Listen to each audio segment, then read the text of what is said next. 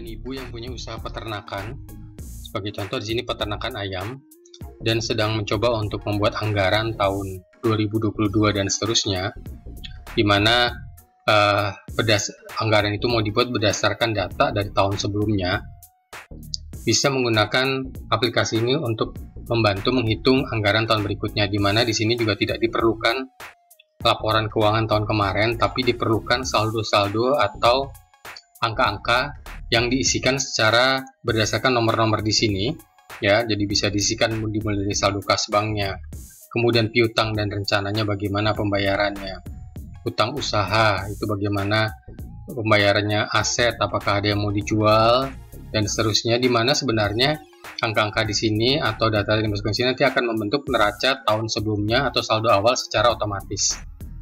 Ya. Selain itu, anggaran-anggaran yang dimasukkan tadi itu akan juga direkap secara otomatis untuk memunculkan neraca, baik laporan neraca maupun arus kas untuk tahun 2022 dan berikutnya.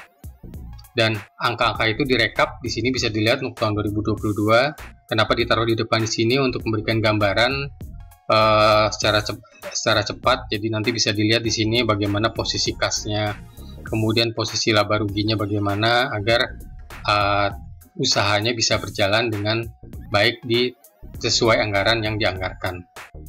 Dan di sini khusus untuk bagian laba rugi ini disiapkan tabel hingga 3 tahun ke belakang. Tujuannya adalah karena tahun 2020 dan 2021 mungkin angkanya tidak mencerminkan kondisi yang sebenarnya, jadi bisa punya patokan terhadap 3 tahun ke belakang. Jadi anggaran itu mengacu terhadap tahun 2019, 2020, atau 2021, atau mau angka yang lain.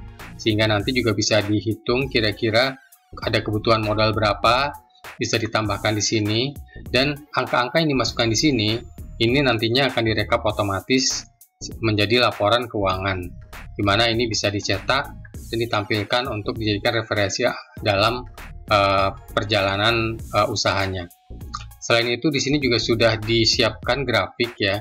Jadi angka-angka itu akan direkap dalam bentuk grafik, baik yang ada saldo awalnya di sini maupun yang hanya anggarannya saja. Jadi ini untuk referensi atau acuan dalam menjalankan usaha di tahun berikutnya.